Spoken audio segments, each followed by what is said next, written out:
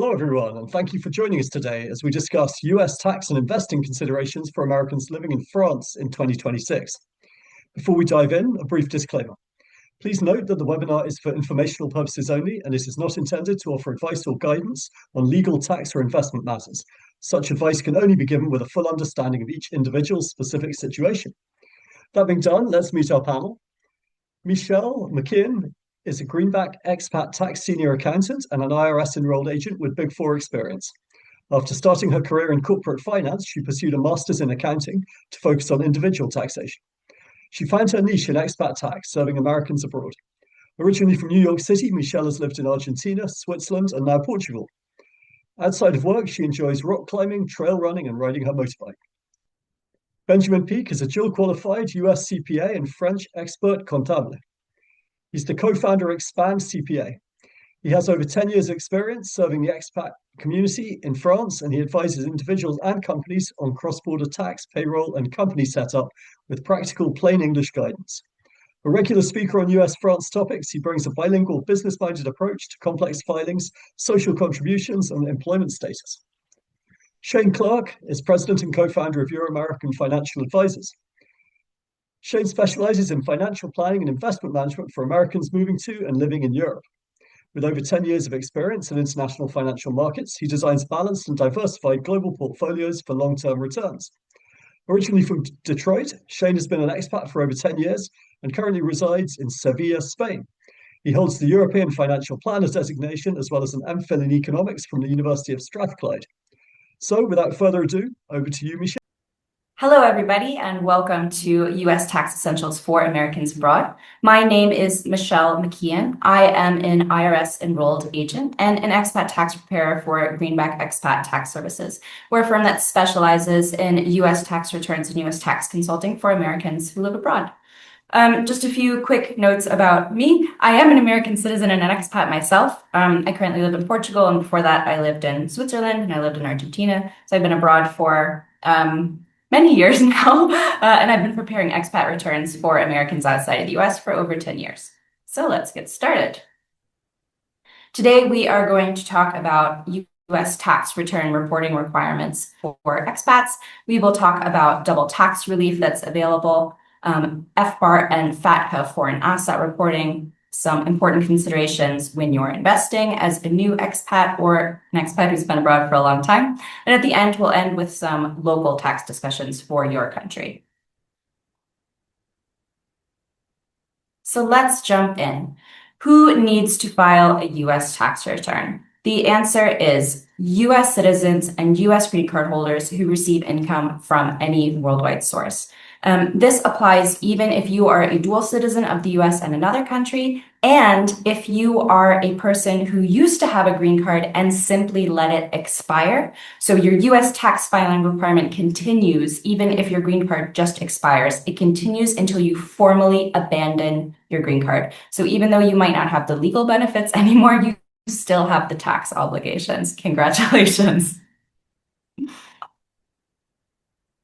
So what income needs to be reported on the US return? The answer is everything, all worldwide income. Sometimes people think that when they're a US citizen living abroad, they don't need to file a US return anymore, or if they do need to file a US return, only US income needs to go on that return. So maybe, for example, if they have a local employment in France and they have a rental property back in the US, maybe they're renting out their former main residence in the US. They're going to file a U.S. return reporting the rental property, and they're going to file a French return reporting their employment income. That's not the case. If you're a citizen or a green card holder, you're going to report your worldwide income on your U.S. return. And that's true even if your income is paid into a non-U.S. bank account, even if there's a tax treaty between the U.S. and your country of residence, even if you never stepped foot in the U.S. for any reason at any point during the year and haven't been there for the last 15, 20 years, even if your income is already being taxed by a foreign country, whether that's through pay withholding or you're paying a balance due with a tax return to a foreign country. And even if you have a non-US employer, if you're self-employed, if you're working for a non-US company, if you never visit the US for any purpose, do any work in the US, you still have to file a US return reporting all of your income from any source anywhere in the world. So at this point in the conversation, people start getting a little worried and they think, okay, I'm reporting my worldwide income on my US return. I'm reporting my worldwide income on my residence return. My tax rate is going to be like 90%. Don't worry, the IRS has already thought about this. So there are two methods to alleviate double taxation that are written into the IRS tax code. So these aren't dependent on whether your country has a tax treaty with the US. They are available to everybody. The two methods are called the foreign earned income exclusion and foreign tax credits. And we're going to talk about each of those right now. So first up, foreign tax credits. How foreign tax credits work is your worldwide income is reported on your US tax return, and we calculate the US tax liability on that income. Against that US tax liability, you can claim a credit for any income taxes that have been paid to a foreign country. This only works for income taxes, not any other types of taxes you could be paying. Social taxes, wealth taxes, church taxes, dog taxes. Only taxes on income are available as a credit.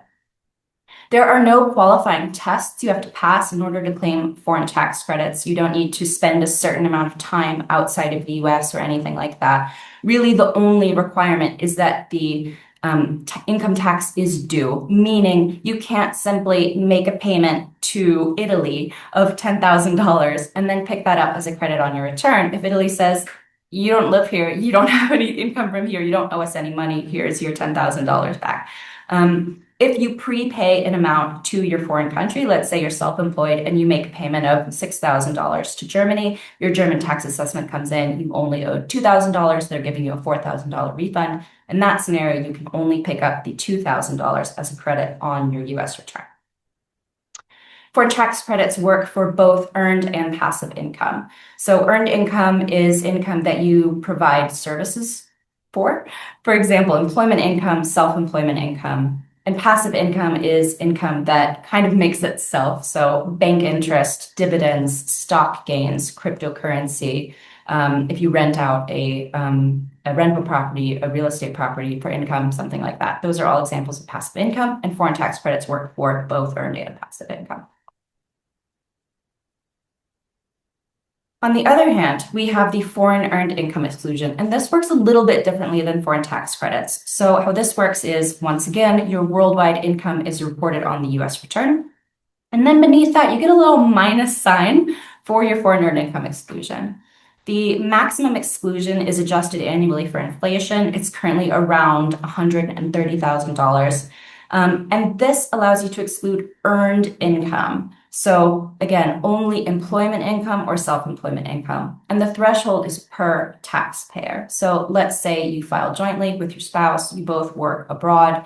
Let's say you make $20,000 and your spouse makes $200,000. You can't give your extra unused exclusion over to your spouse. It's a per individual threshold. And very importantly, you still have to file a tax return and report your worldwide income. So I hear this a lot from clients that have been abroad for many years and not filing returns and need to get caught up with compliance, that they say, I was earning under the foreign earned income exclusion each year. I was only earning 50, 60K. I thought I didn't have to file a return every year. You have to file the return every year. You have to report the income and you have to claim the exclusion. The exclusion is reported on Form 2555, and on that form, you have to state how you qualify and compute your foreign source income and calculate your maximum exclusion. So this all needs to be filed as part of your return. You don't just get automatic access to the exclusion. So there's two tests in order to qualify for the exclusion. The first is the physical presence test, and the second is bona fide residence, and they're a little bit different. You just have to pass one in order to be eligible for the exclusion. So the physical presence test looks at where you were physically present during 330 days in a 365-day period. It doesn't need to be a calendar year, but it can be a calendar year. And what they're looking at here is whether your tax home was outside of the United States. Tax home is a special IRS term that does not mean where you are paying taxes. So it is possible to have your tax home outside of the US, even though you're not paying foreign income taxes or you're not paying income taxes to your country of residence. Tax home, the IRS says, basically just means where are you mainly working. If you're working outside of the US, for 330 days in the 365-day period, you're eligible for the physical presence test. Bonafide residence is a little bit different. They're looking at a full calendar year period, so January 1 to December 31, and were you living outside of the US during that entire period? With this test, it doesn't matter so much how often you're going back to the US. So if you have to spend a little bit more time in the US, maybe you're caring for family, maybe you're sent back for work a lot, then you don't have to track your days so much with bona fide residence. They do ask for more information from you about your visa, where your home is, where your family is living. All of that is reported on Form 2555. If you pass one of these tests or both and you claim the foreign earned income exclusion, you can only exclude earned income. So only income from employment or self-employment, cannot exclude interest, dividends, capital gains, cryptocurrency, rental properties, anything like that, only earned income. And something very important about the exclusion, this is a binding election. Once you elect the foreign earned income exclusion, you must claim this election every year.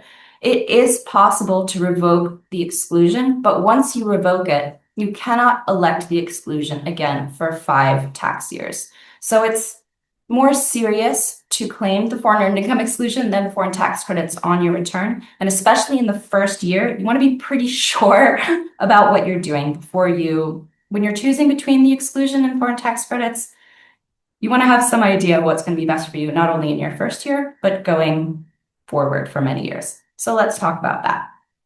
Which method is better, foreign earned income exclusion or foreign tax credits?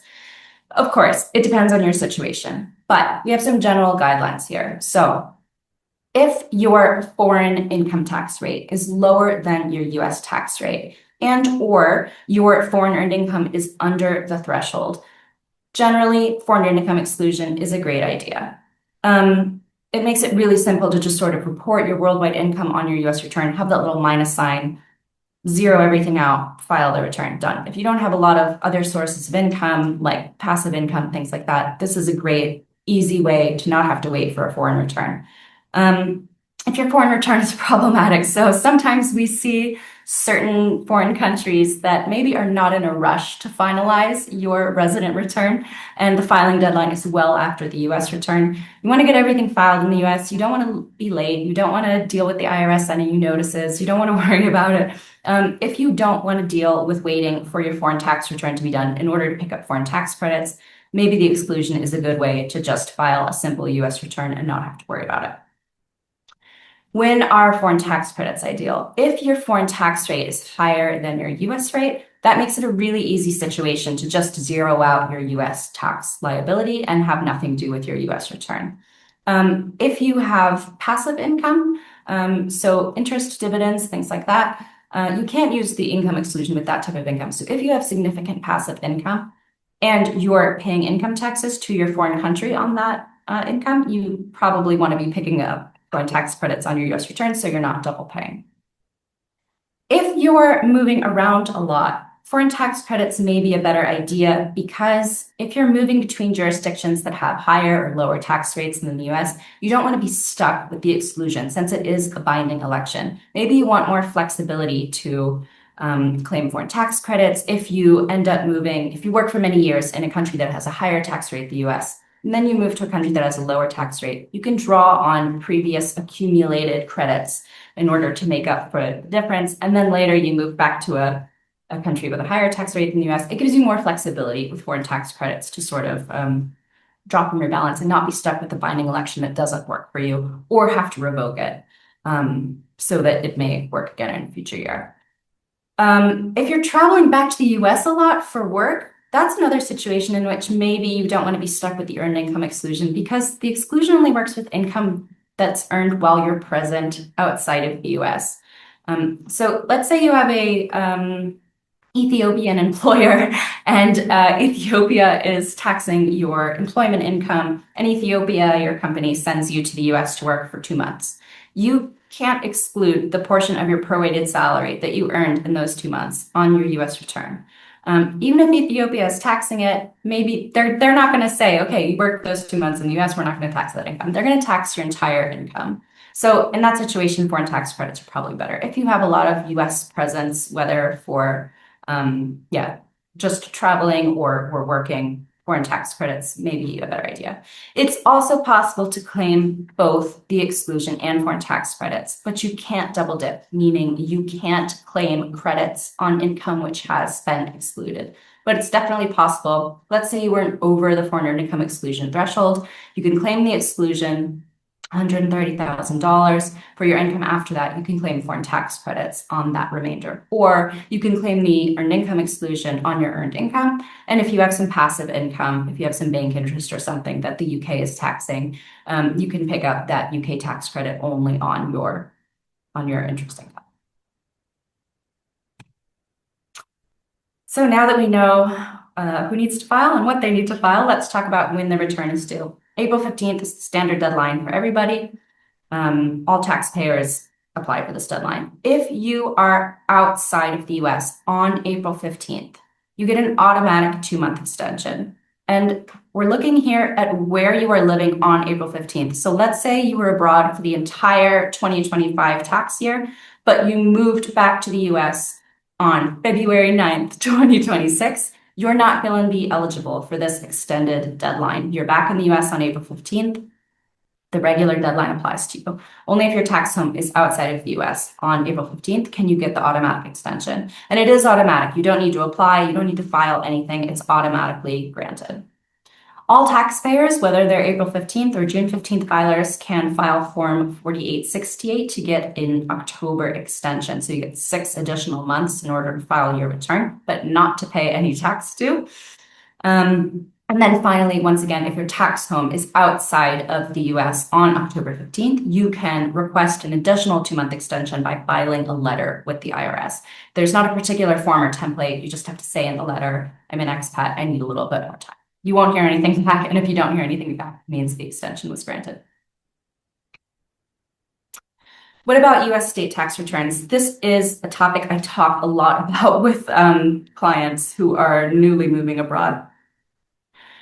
There's some misconception that because this federal requirement exists that you have to keep filing US federal returns as a citizen, that the state requirement exists as well. And people think they have to keep filing a state return when they're abroad, even though they're not necessarily state residents or earning anything from within that state. That is not the case. The requirement to file is only a federal requirement. You only need to file a US state return if you are living in that state or if you have income from that state. So if you're living in the state, you'll have a state resident return.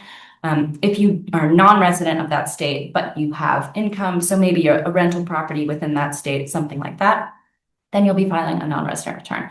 But people ask me a lot, hey, do I need to find a friend in Florida or get a Florida driver's license, or do I need to set up a mailing address in Texas or something like that? You don't necessarily need to create a false state residency in order to terminate your state residency. States vary on when they will consider you to have broken residency, as we say. But generally, if you leave that state and you don't have a lot of continuing ties, meaning you don't have a property that you leave abandoned for your use, or sorry, empty for your use whenever you go back, if you're not returning, I don't know, very frequently in order to work from that state, if your wife and your kids didn't stay in that state while you're working from Europe, if you basically don't have a lot of ties left to a certain state, you're probably not going to be filing a state return, and you don't need to take any drastic measures like establishing a false residency, so you don't need to file state taxes every year. So let's talk a little bit about the FBAR. The FBAR is an information return, meaning no tax is due, that reports the highest balances in non-US financial assets. So what does this mean? This means that if the cumulative highest balances across all your non-US accounts exceed $10,000, you need to file this information return reporting those balances to the government. The threshold here, people sometimes think it's per account, so they only need to report individual accounts whose highest balance went over 10K during the year, but that's not the case. We're looking at the highest balance each account reached during the year and then adding all of those up. And if you exceed 10K, then you need to file an FBAR and report all of your accounts. So if you have 11 bank accounts that each had $1,000 in them, you have to file an FBAR and you have to report all of those accounts. Financial accounts that you need to report include bank accounts, savings accounts, checking accounts, paycheck accounts, things like that, as well as investment funds. Private pensions are also reportable on the FBAR. And the FBAR is separate from your tax return. It is not, it's a completely separate filing with separate deadlines and filed with a separate tax authority. People sometimes ask me or tell me rather that they don't need to file an FBAR because their bank does that for them. Your bank does not file FBARs for you. Your bank will provide information about your account to the US when asked. That is not the same as filing an information return for you each year. Your information return reports all of your non-US accounts. So that could mean accounts that one bank doesn't know about. There's no way for them to file an FBAR for you. They're not doing it. It's your responsibility and your responsibility alone to file your FBAR each year. When does the FBAR due? There is a standard deadline of April 15th, and everybody has an automatic 6-month extension until October 15th. You don't need to file anything. You don't need to have a federal extension in place. All taxpayers are eligible, so essentially the FBAR is due October 15th. Next, we have FATCA. FATCA is extremely similar in principle to the FBAR. So we are reporting the highest balances of non-US financial assets, exactly the same assets as with the FBAR, checking accounts, savings accounts, investment accounts, pensions, things like that. The differences are that the filing thresholds are much higher, and they're based on your filing status and your residence. So these thresholds that we have listed here are for expats. And if you're single, your combined highest value across all of your assets, $20,000 on December 31 or $300,000 at any point during the year. If you're married and filing jointly, not if you're just married and filing a separate return. So if you're married and filing jointly, the thresholds are $400,000 on the last day, $600,000 at any time. FATCA is reported on Form 8938, which is part of your tax return. And once you hit these higher thresholds and need to file Forms 8938, you still have to keep filing FBARs. It's not one or the other. If you're filing Forms 8938, you definitely have to be filing FBARs as well.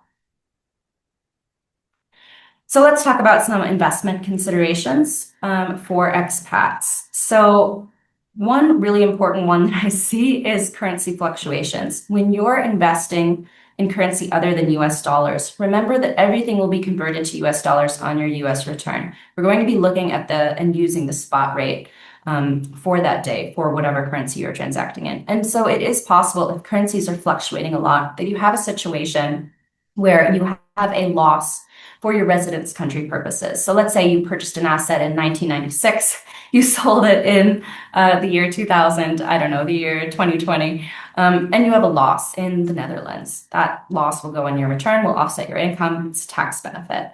However, when we convert everything into US dollars, you actually end up with a gain. So you're reporting a gain on your US return and a loss on your Dutch return. This is completely possible. It's very upsetting to taxpayers when this happens. Just something to keep in mind. When you're investing in a currency other than US dollars, ultimately that investment is going to be reported in US dollars on your US return. PFIC reporting is a huge deal in the US. Basically, what's going on with PFICs is that the IRS has passed, it's written into the tax code that US persons should be investing in the US. And what happens when we have PFICs is that sometimes, so what is a PFIC? It's something like a foreign mutual fund, some type of pooled investment that takes place outside of the US. These are always non-US investments.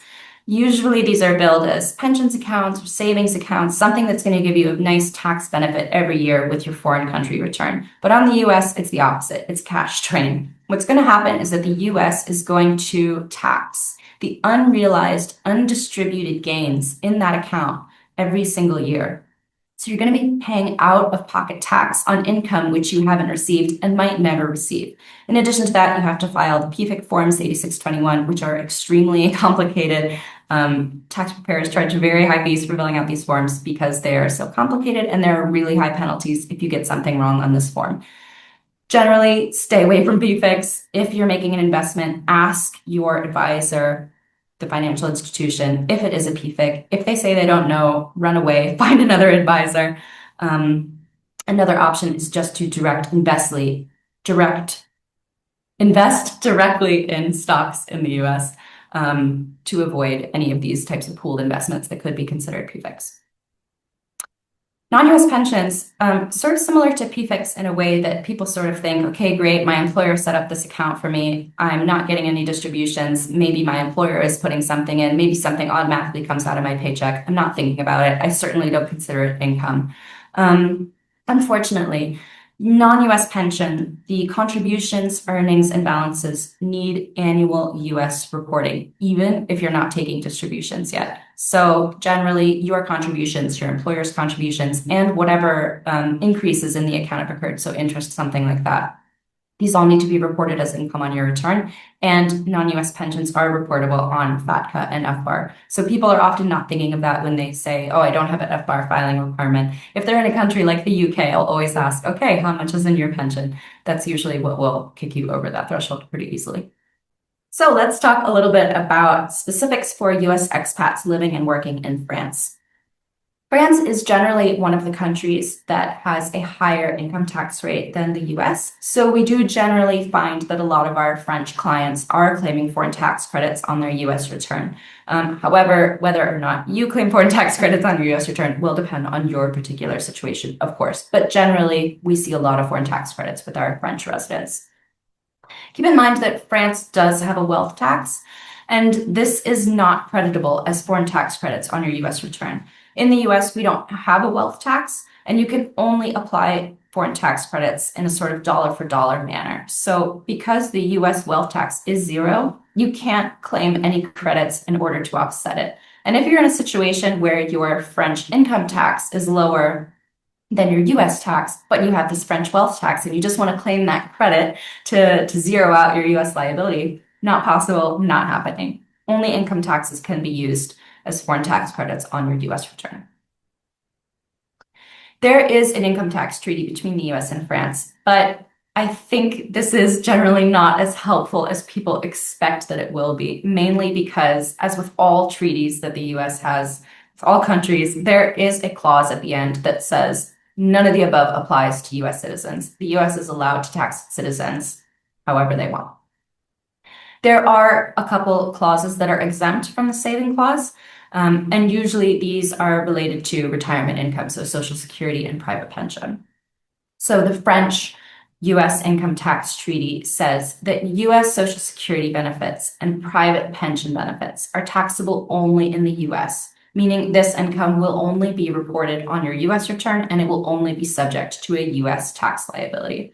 Social Security is the standard US Social Security public pension system. Private pensions are things like IRAs, 401ks, things like that. All of this income taxable only in the US and not in France. In addition to an income tax treaty, there is also a Social Security totalization agreement between the US and France. And this is going to be helpful in two situations. The first is if you're self-employed. Self-employed individuals pay two types of taxes on their income. They pay income taxes and they pay Social Security taxes. And we've talked a lot about income taxes in this presentation and how foreign tax credits can be used to reduce your income tax liability. But what about Social Security taxes? What about self-employment taxes? They're the same thing in case I use those terms interchangeably. So basically, the Social Security totalization says that you will only owe self-employment taxes to your country of residence, meaning if you are self-employed living and working in France and you are paying French self-employment taxes, you will be exempt from US self-employment taxes. And this is something I see a lot with clients who have been self-preparing their own returns for a few years. They sort of come to me and say, man, I'm paying such a high French income tax rate, but there's still a balance due with my return every year. And I say, And the first thing I look at is the self-employment tax. If you're using a software like TurboTax, something like that, they are automatically going to compute self-employment tax on your self-employment income. It's not very common to be in a Social Security totalization agreement country. And so the software doesn't easily have a method where you can say, this isn't due at all. It's going to take some manual override, maybe a statement attached to the return explaining that there's a Social Security totalization agreement in place. But if you're in this situation, if you're a self-employed person living and working in France, paying French Social Security tax on your self-employment income, make sure you are not also paying US self-employment tax. And if you have been, contact a tax professional to have them file amended returns for you. The second benefit of having a Social Security totalization agreement in place is that the countries will combine work credits. So let's say you worked in the US for a few years, but not enough to qualify for Social Security when you retire. And then you move to France, you work there for a few more years, still not enough to qualify for benefits, you're just short.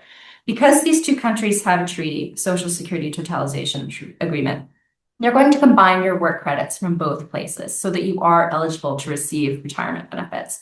And this can be huge. If you're moving around a lot, if you're working in a bunch of different countries, you're not exactly qualifying for retirement benefits in any one country. It's great to make sure, keep an eye on if you're working in a Social Security totalization agreement country, so your countries will combine your benefits and you will be eligible for, they'll combine your credits and you will be eligible for benefits when you retire.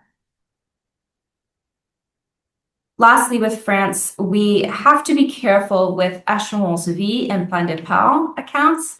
They're often treated as PFICs in the US. So these are accounts that are frequently billed to people, French residents, as being tax beneficial or tax deferred accounts.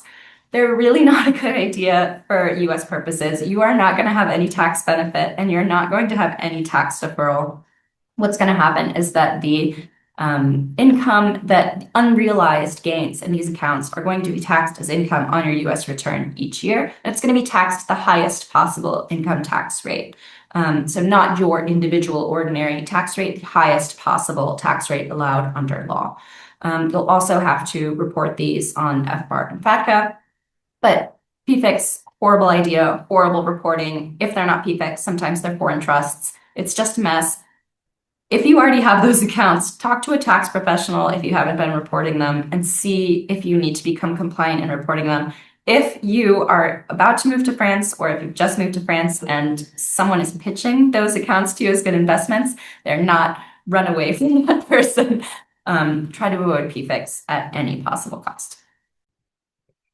Thanks so much, Michelle. Now over to Benjamin. Hi everyone, my name is Benjamin Pik. I'm a French and US CPA, and today I will present you the key points that you need to know between the French and US taxation. I hope this short presentation will help you to navigate through the tax system in France. Without any delay, I will start by giving you the headlights of the presentation. We're going to talk about the tax liability, tax residency, what is French taxable income, tax credit, tax deduction. We're going to talk about the tax treaty between France and the US. We're going to talk quickly about the PUMA tax, the French real estate wealth tax, and a few other topics. First, let's start with the tax liability. When are you liable of paying tax in France? There is basically two reasons that makes you liable of paying tax in France. The first one, if you are fiscally resident in France, if you're a tax resident in France, I will explain you what it is in the next slide. But if you are a French tax resident, you are liable to report your worldwide income to the French tax authority, and it's the income of the whole household. The second reason that makes you liable of paying wealth tax, paying the French income tax, if you're non-tax resident, but if you have French source of income. So if you're not living in France, but you have French source of income, because you have some investments in France, you may also be taxable of, be liable of the French tax income. Now, let's talk about the tax residency. How do you consider yourself? Are you a French tax resident or not? Basically, there is two reasons that make you a French tax resident. The easiest one is the number of days. If you're spending in France more than 6 months, more than 183 days on the French calendar year, so from January 1st to December 31st, you are by fact considered as a French tax resident, even if you having some French other source of income outside France and everything. If you're spending in France more than 6 months, high chance that you are considered as a French tax resident. The second reason is if you spend less than 6 months in France, but you have the intention to stay in France for long terms. I will explain what is the intention. You might be considered as a French tax resident, even if you spend in France less than 6 months. So let's say you move to France, for example, September 1st of 2025. so you stay in France only for 4 months in the calendar year 2025, you may be considered as a French resident if you have the intention to stay in France in 2026, 2027. What is the intention? Basically, it's personal, professional, or economic reason that you're planning to stay in France for in the future. So that makes you a French tax resident. So just to summarize, because this is a very important point, if you spend in France more than 6 months, you are by fact considered as a French resident. If you spend in France less than 6 months, but you have the intention, can be personal, professional, or economic reason that you're planning to stay in France for long terms, even if you spend in France less than 6 months, you are considered as a French tax resident. Very quickly, on the French taxable income, so basically it's working like in the US or any other country. It's a taxable basis, it's the sum of all the net income from all the categories you might have, and it's a progressive rate from 0% to 45%. So below 11,000 euros, it's 0%, and above 180,000 euros, it's 45%. Like in the US also, you have tax credit on deduction. You have tax credit for alimony on child support, charitable contributions, schooling expenses, childcare expenses, domestic health expense. You have a lot of tax credit on deduction. Of course, if something is not clear, don't hesitate to ask a professional to make sure you optimize your tax situation as much as possible. Now, let's talk about the tax treaty between France and the US, which is the key point and something is super important you need to understand, especially if you're moving from the US to France. What I said just before, I said that if you in France more than 6 months, or if you less than 6 months, but you're planning to stay in France for long terms, you might be a French tax resident, which means that you need to report your worldwide income to the French tax authority. The truth is that if you are a US person, you also need to report your worldwide income to the US tax authority, to the IRS. So basically, high chance that if you move to France, you will be in a situation where you will need to report your worldwide income both in France and in the US. To avoid that situation, and to be in a situation where you don't want to pay double tax, we are going to use the tax treaty between France and the US, which will make sure that you're not paying double tax on your income. So here I just put like quick categories of income you might have and how the tax treaty is working between France and the US. Again, you're not supposed to pay twice the same source of income. So are you going to pay tax in the US and you're not going to pay tax in France? Or you're going to pay tax in France and you're not going to pay tax in the US? Sometimes you're going to pay a complementary tax, but there is no situation where you're going to pay the same tax in the same source of income. So let's talk about the rental income, for example. For the rental income, it's pretty straightforward. We're going to look at where the property is located. If the property which generates rental income is located in France, you're going to pay tax in France and you will get a credit in the US. If the property is located in the US, you're going to get tax in the US and you're going to get tax credit in France. Same thing in dividends, interest, pensions. We're going to look at where the dividends are generated, where the financial institution will give you dividends, interest, pension, same thing. French source of pension are taxable in France, and US source of income of pension are taxable in the US. Very important, when you file tax return in France and you have US source of income, you have to see these two forms on your tax returns. If you don't see them, it means that you made a mistake somewhere, and it can cost you a lot of money because it means that you didn't apply the tax treaty correctly. So always you need to see the form 2047, and you also need to see the form 2042, and the box 80K. 80K, yes. Now let's talk about other source of tax in France. Let's talk about the PUMA tax. So what it is first. So it's a universal health protection scheme that guarantees anyone working or residing in France on a stable and regular basis is entitled to coverage for healthcare expenses in the events of illness or maternity. Who has to pay it? So you need basically 3 reasons to pay this tax. First, you need to reside in France. You need to be a tax resident in France.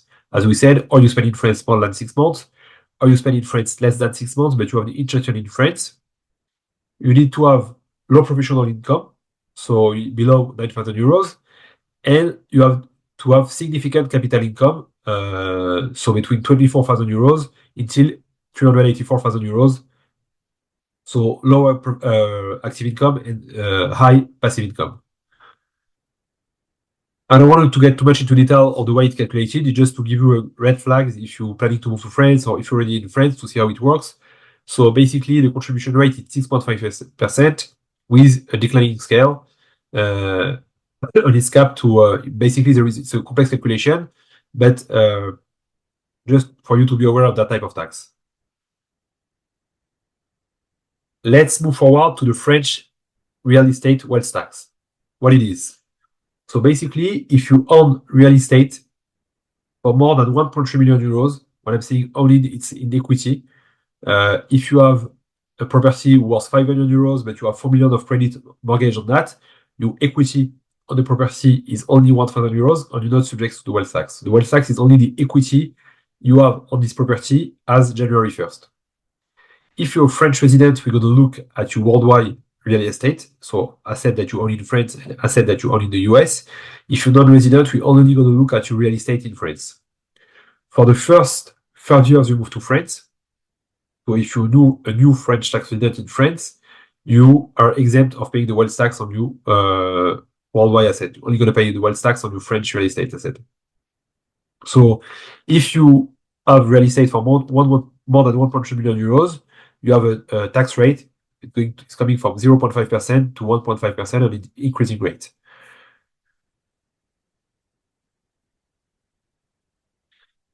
There is a new tax which is called CDHR. It's an additional contribution for a highest income taxpayer. It was introduced in February 2025. And it's basically a contribution for French tax resident. Again, you need to be a French tax resident. And the reference taxable income is more than 250,000 euros or 500K if for a couple subject to joint taxation. So basically, it's a way for you to pay at least. It's the scheme of the idea of this rate. It's for you to pay at least 20% of tax on your taxable income. Moving forward on few other topics, let's talk about the taxe foncière and taxe d'habitation. So the taxe foncière is the French property tax. Is the tax that is payable by the owner of a French home, and the amount is based on the estimated annual rental value of the property multiplied by the percentage set by the commune. For the dwelling tax, it's called taxe d'habitation, so it's something that you're not paying on your main residence. It's continue to apply on secondary residence on vacant properties. If you're coming from the US, you might choose to see these taxes are very high in the US. When you're talking about property tax in the US, usually something important. You don't have to worry when it comes to France on that type of tax. The taxes are way lower. I'm just giving you that information to have in mind, but it's not as big as that you might have seen in the US. To conclude with two other topics, which is very important to have in mind also. The first topic is called the Form 3916. So it's in addition of taxable income, declaration of income that you need to do in France, you also need to declare any bank accounts or capitalization that you have outside France. So if you're a French tax resident, as I said, you need to report your worldwide income, but you also need to report your worldwide bank accounts. There is no tax consequence. It's just like the FBAR in the US. You need to report it every year. You don't need to put the maximum amount. You just need to put the address of the banks. When did you open this type of account and stuff like that? But there is no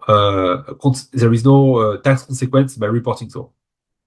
It's just important to have that in mind when you're filing your French tax returns to report that type of information. Same thing for the trust. If you're a trustee, you have a reporting obligation, and you need to report any change of the trust every year. Again, there is no necessarily tax consequence. It might have. It's a big discussion right now, but it's important that you report this type of trust when you're filing your income tax returns. That's it for me today. I know it's a very short presentation. If you have any question or anything, don't hesitate to reach out to us. We'll be happy to assist you if you need help on filing French or US tax returns. Thanks, Benjamin, for that excellent presentation. Now, over to Shane. Thank you for joining us tonight. Thank you for the introduction, Hugo.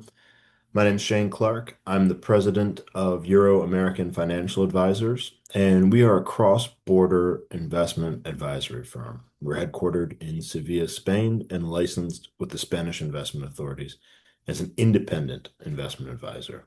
We also have a sister firm in San Francisco, California, called International Asset Management. That's been around for 25 years. It's a fiduciary.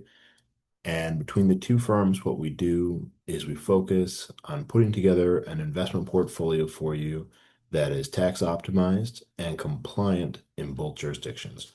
So without further ado, let me share my screen and we can get started. There we go. Can everybody see that okay?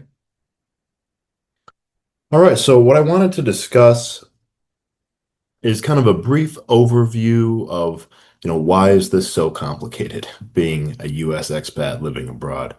And then some cross-border financial planning considerations. What is financial planning across borders?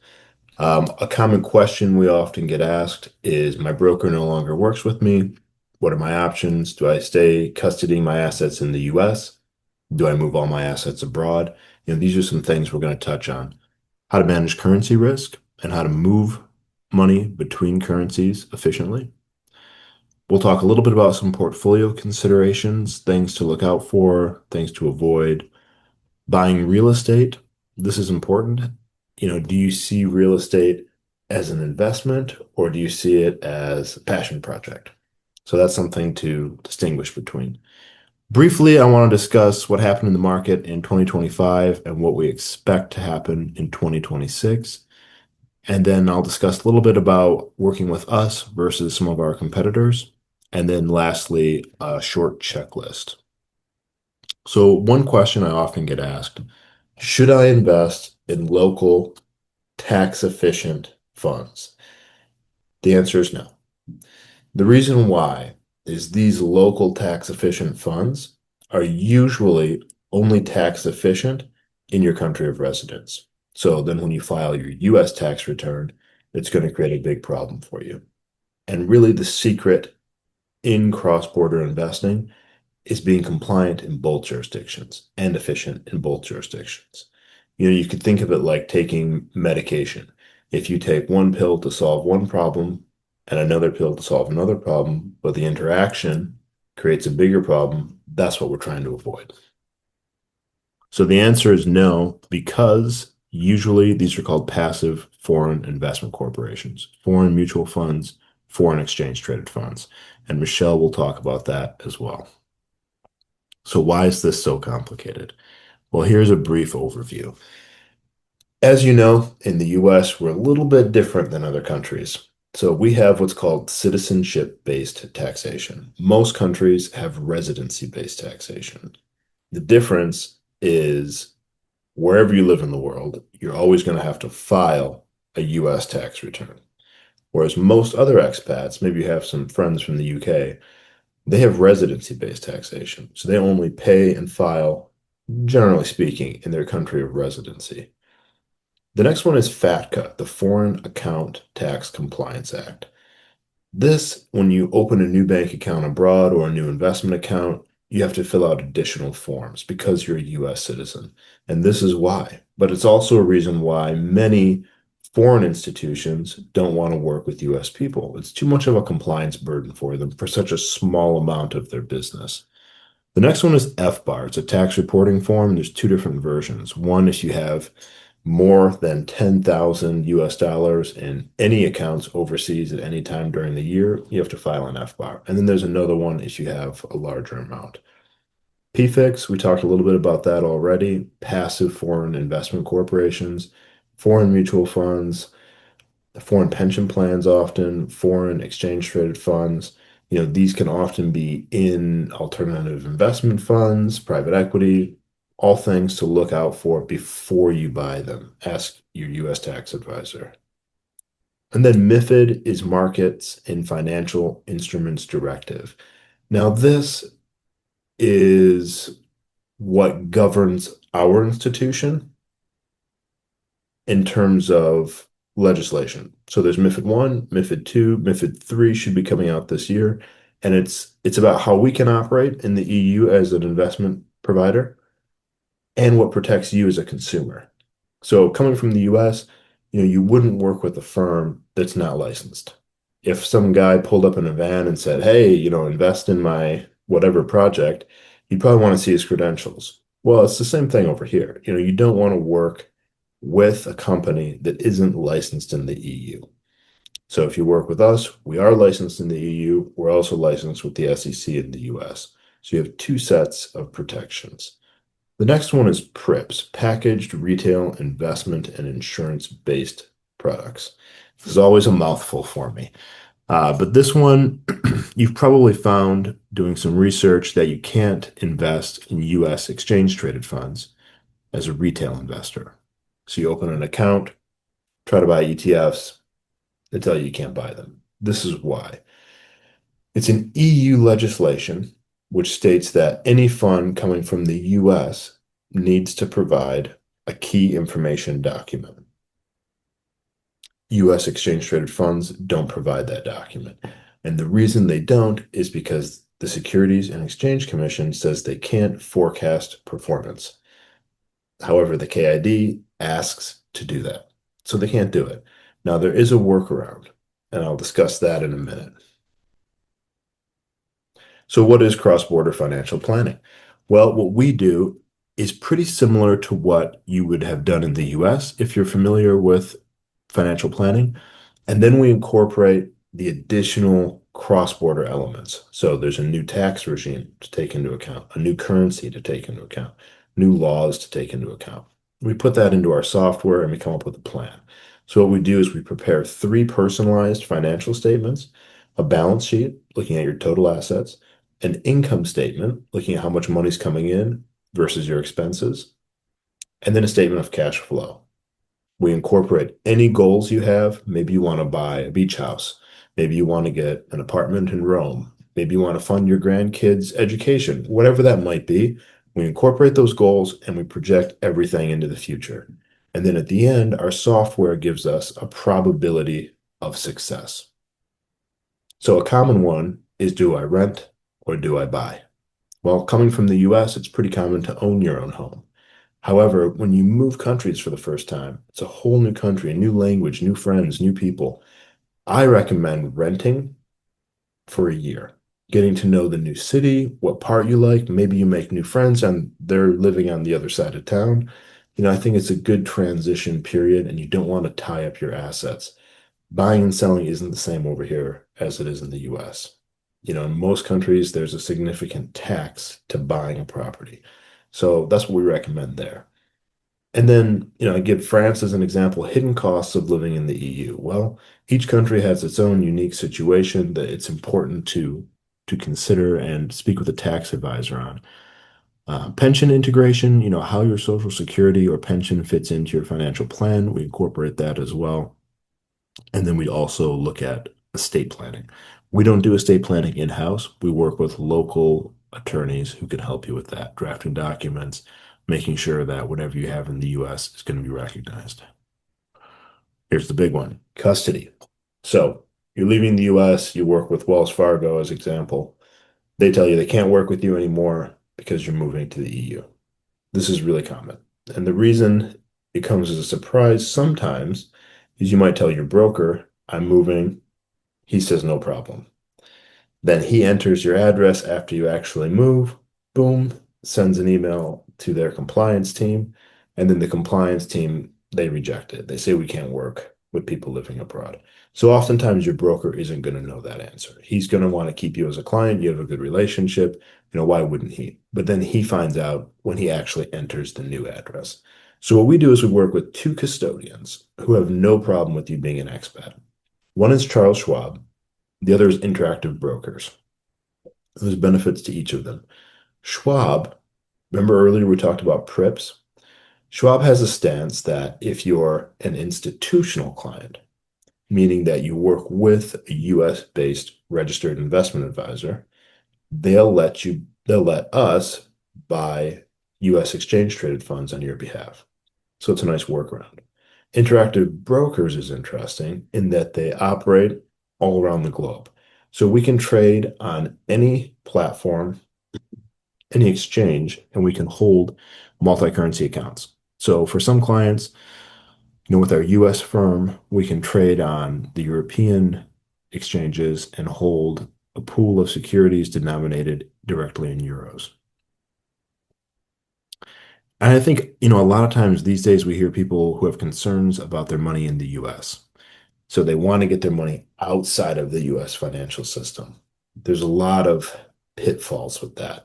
One is the cost. So what is the cost of custodying your assets outside the US? It's always much higher. People are very fee conscious. I understand that. And if you're fee conscious, that applies to what you pay your advisor, what you pay the platform, what you pay for products, what you pay for trading, these types of things. In the US, it's pretty common not to pay for trading for the most part anymore. If you custody in Switzerland, they might take 1% of the value of the trade every time they trade. So these types of things are really important to take a holistic view on. And then financial system diversification. With a taxable account and interactive brokers, it's actually custodied in Ireland. And that's a good option if you want to have money outside the US for one big reason. They produce US tax reporting forms. So you can eliminate between long-term capital gains and ordinary income on your US taxes. Tax reporting, here we are. So that's what I was mentioning a minute ago. If you get audited by the IRS or you're not a tax resident in the EU, but you spend a significant amount of time here, so you need to have US tax reporting that is compliant for measuring long-term capital gains. And that is something that Interactive Brokers does, and most European banks and brokers do not do. Another one is safety. So in the US, we have very good SIPC insurance up to 500,000 per account. In the EU, it's much lower. Currency risk. So how do we manage currency risk? What is it? Well, I think we've all experienced it last year. So last year, the euro appreciated relative to the dollar around 13%. So that means that if all of your money was in US dollars, you lost around 13% of your purchasing power over here in Europe, which is significant, especially if you're on a fixed income. So that's something that we need to manage. How do we do it? We do it in two ways. One, the easy way, indirect currency management. So what we do is we trade with a Charles Schwab account buying US ETFs that hold European securities. Then those securities, the ETF, if the euro goes up 13%, the value of the ETF goes up 13%. That's indirect currency exposure. Direct currency exposure is what I mentioned with interactive brokers, where we go on the European exchanges, we buy a pool of European stocks held in euros. So then you have your neutral currency risk if you're living in the Eurozone. So those are kind of the two options there. And then the other question is, how do you move money in an efficient way? So if you want to move $500,000 to buy a house, if you go to your bank, they're probably going to take around 3% of the total. Now, most people, when they convert currencies, they say they don't charge a fee. And that might be true. But how the rate that they give you, the spread, is how they make money. So if the spread is huge, the bank is going to take around 3% of the total. Now, if you use a currency broker like Spartan FX, Wise, MoneyCorp, you're going to have a dedicated person. You can call up, explain your situation, give them your timeline, and then they can help you as an informed trader. And they're usually going to take around 1/4% to 1/2%. So that's what we recommend doing, is using a currency broker if you're moving money. So some portfolio considerations. What is different about managing your portfolio as a cross-border investor versus just being in the US? Well, we already talked about currency risk, which is really important. Another one is, how much geographic exposure do you want to the US versus the rest of the world? For example, how we manage the portfolios, we made a big change around 2 years ago. We used to have a lot more US exposure. We reduced that to around 50%. So now we're approximately 50% US geographic, 50% rest of the world. And I think that's important for mitigating risk. Another thing that we have in our accounts is gold. So gold is a natural hedge. If there's inflation, if there's excess volatility in the market, geopolitical events, concerns about the value of the US dollar, that's why we keep gold in the portfolio. It's done extremely well the past couple of years, and we think that it still has a pretty valid place going forward. And then lastly, I mentioned being tax efficient and compliant. So I could do a whole presentation on tax efficiency for how we manage the portfolio. In general, on the equity side, we tend to use individual stocks versus funds. It's more tax efficient. We can talk about that on a one-on-one later if you like. And then being compliant. So this is avoiding things that create a problem in either jurisdiction for you. So we don't want to buy PFICs, EU funds that are going to create a problem for you in the US, as an example. And this is surprisingly, it's very important and easy to get wrong. Okay, buying a house. So this is something I always find interesting, and I'm guilty of it as well. So when you look at an investment, if you're looking at buying IBM stock, no one really falls in love with IBM stock. You might like it, pays a good dividend. You could take it or leave it. A beach house, that's a little bit more of a sexy investment. So we always say, let us help you with this. If you're buying real estate as an investment, you have to treat it like every other investment, meaning you have to look at what's the cost of capital, what's the yield, what do you expect in capital gains, all those types of things. So you can't let the decision become emotional. And then also for purchasing a property, moving money, we recommend, again, using the currency broker for that. It's complicated. Buying a property overseas, if you've never done it before, it can be overwhelming. And it can also be one of those things where once you start hearing, okay, I need to hire a lawyer, I need to hire a gestor, I need to hire someone to do a technical evaluation, all these things start to add up in terms of costs. There's a big upfront tax. If you get it wrong, it's going to be much more expensive. So if you buy a property that no one paid taxes on for 30 years, or they didn't pay the community fees, or someone borrowed against it, all those types of things create a much bigger problem than if you do it right at the beginning. So we always recommend hire a team, hire experts who work with Americans buying property abroad and have experience in it. All right, real quick, kind of looking at the 2025 year in review. So it was a good year in the market across the board. Strong gains on the equity side, mostly led from tech. So there's a lot of AI companies right now which are doing quite well. They've had strong earnings growth. They've been, investing a lot in their own infrastructures as well as related companies. And you can see S&P 500 last year was up 16%, NASDAQ 20, the Dow was up 13, in the UK 21%, in the EU a little more than that. And if you account for the valuation appreciation of the euro, I think it was close to 36% relative to the dollar. So we saw a good year in the market across the board. Emerging markets did well. Typically when the dollar depreciates, emerging markets do better. And there was a lot of volatility, if you remember back to last spring. So there was a lot of, trade war, tariff, negotiations that caused a lot of short-term volatility. And we expect that to continue into 26.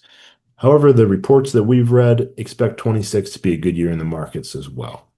So we're going to continue to see some of the momentum in a lot of the sectors we've seen in 2025. There's also talk of deregulating the banking sector in the US. And this, there's short-term, medium-term, long-term consequences of deregulation. In banking, usually the short-term is good. So short-term deregulation, what I mean by good for the market. So we expect that to free up a lot of capital. There's going to be a lot more investment. Money's going to be cheaper. People can invest in their own companies more. Risks, we continue to see, AI cost inflation. There's a lot of money being spent on this. And there is some, distribution concerns as well. And valuation concerns. So a lot of these AI companies do have extremely high valuations. Now, something we often hear is this is just like the dot-com bubble. It's not. So the dot-com bubble was different in that those companies often didn't have any earnings. So they were pre-earnings companies with huge valuations. These companies have strong earnings growth. They have high valuations, probably too high, but they're continuing to grow from a revenue standpoint. And then also what's going to happen with interest rates. That's the big question. There's a lot going on right now in the Federal Reserve. Which leads me to my next point, geopolitical uncertainty, trade policy, what happens with all of this is going to depend on intermittent volatility. So in summary, what do? We offer cross-border investment advice. We structure your investment portfolio in a way that optimizes your taxes locally and in the US, and we try to get the highest return we can for your given level of risk. My partner Tom and I, who founded this company, we've been doing this for a number of years ourselves. We're both expats. We've seen a lot from different client situations that we have some unique knowledge, and we can help your situation from that. And then we also do the financial planning in a cross-border conscious way. In terms of our qualifications, we are licensed in both jurisdictions. We're a fiduciary in the US, independent in the EU. I have the European Financial Planning designation. In the US, my partner has the CFP, Certified Financial Planner, as well as the CFA, Chartered Financial Analyst. So we both are qualified and have seen a lot. And then in terms of, the expat checklist. So whenever we have the initial call with folks, they often ask, is there anything I'm forgetting I should be asking, things I should know about? The answer is always yes. In a 30-minute call, we can't cover too much. But what we try to do before you move, we have a list of things to make sure that you check or speak with a partner to help you with. Just after you move, and then ongoing issues that we need to address, throughout the future. And then the next thing I want to talk about are some country-specific issues. So the next thing I wanted to discuss are some financial planning considerations for France. Now, each country in Europe is different. They have different tax codes, different regulations. So although the financial planning approach we take to the EU in a whole is pretty similar, we have to adapt for each country. So France, for example, has a very unique joint tax agreement with the United States. It's very robust. So, for example, from what we hear from our tax advisors in France, typically you would file your US taxes first, then file your French taxes. And this could be primarily due to using the joint tax treaty and taking a credit on capital gains that you pay in the US against your French taxes. Other things that are unique about France is who you can work with as a custodian. So I mentioned Charles Schwab and Interactive Brokers. Charles Schwab will only work with you if you open your account before you move to France. So you have a US address, move to France, they maintain it, then you update it with a French address. Now, this is important if you want to have access to the US exchange-traded funds offered by Schwab. So this is one of those, are there any things I should know before I move moments? Yes. If you want to have an account with Charles Schwab, you need to open it before you leave the US, while you still have your US address. This is pretty important. Other things, I would always advise speaking with a local tax advisor and a notaire, as they're very important in France for estate planning purposes, but also for wealth tax purposes. So France has a wealth tax. Also, in terms of which visa you can get on, there's an impatriate regime in France that has a better tax structure than the typical one. So before you move, we always recommend speaking with a local French tax advisor, telling him your situation. I'm happy to be on the call as well. I can flag some different things that we've seen over the years that you might not know to ask. And then this will all help smooth out some of the hiccups of moving, but also in many cases, very costly surprises down the road. And then also selling a house before you move to France. You don't want to pay capital gains on the sale of the house in France, so it's important to address these things ahead of time. And with that, I will conclude tonight's presentation on my part. So thank you all for coming. Thanks very much to our panelists for those presentations and to all of you for joining us today. If you'd like to find out more or discuss your situation, for US taxes for expats, go to greenbacktaxservices.com. For financial planning and investment management, go to EuroUSAFA.com. And for French taxes, go to expand-cpa.com. Thanks again, and we wish you a pleasant rest of your day.